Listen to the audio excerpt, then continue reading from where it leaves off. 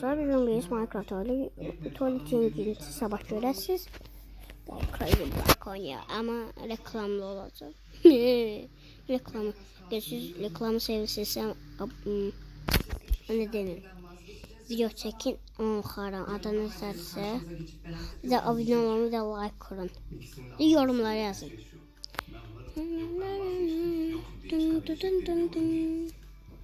Bakır.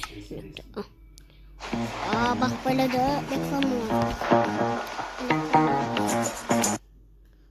Kan. Devam. Harici yarı. Onu bilmiyormuş. Yartıcı olacak onu. Yartıcı. Sonra altına göre var. Buş meşe okşur. Okşur ha. Kendim zor park ya. Normal zor park olmayacak. Ben kızım aslında. Taşır böyle de. Ama aslında ben kız değilim. Bunlar lazım değil kardeşim. Hiç bu kıza bakmasın çıkıyor. Caz verme.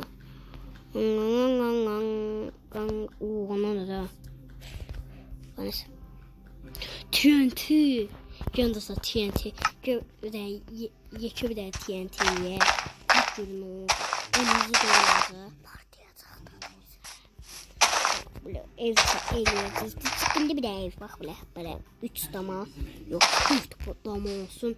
Elə görün olacaq. Ölüsü kökün olacaq dostlar.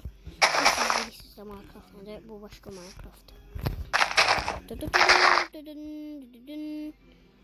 Ev eylemeyeceğim. Yani 4 tane olacak. Bu 2 tane.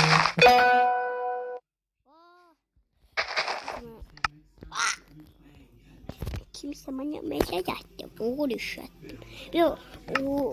Oğulun bir de kanalına abone olun. Oğul desen, Oğul ve Zehra. Oğul ve Zehra. Ben bilmem. Yardım Blue. Kalk. 1, 2, 3. 3 tamam oldu. Yanım uşaqlar gəldi. 2 dəqiqə tezi gəldi.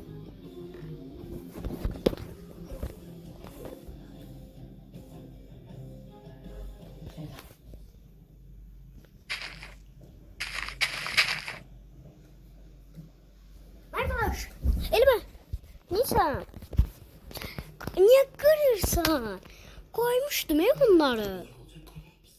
Kırmadı. İstediğin gibi.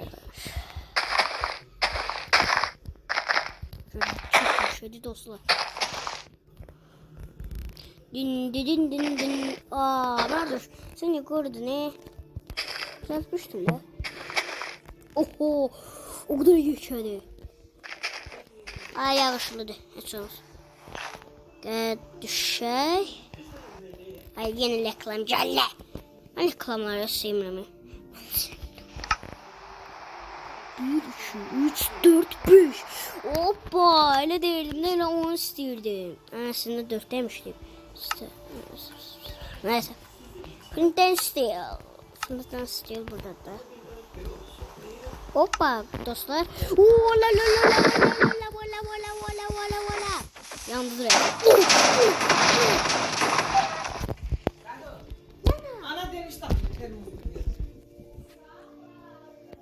Ve dostlar sağ ol. Yeni görüşürüz.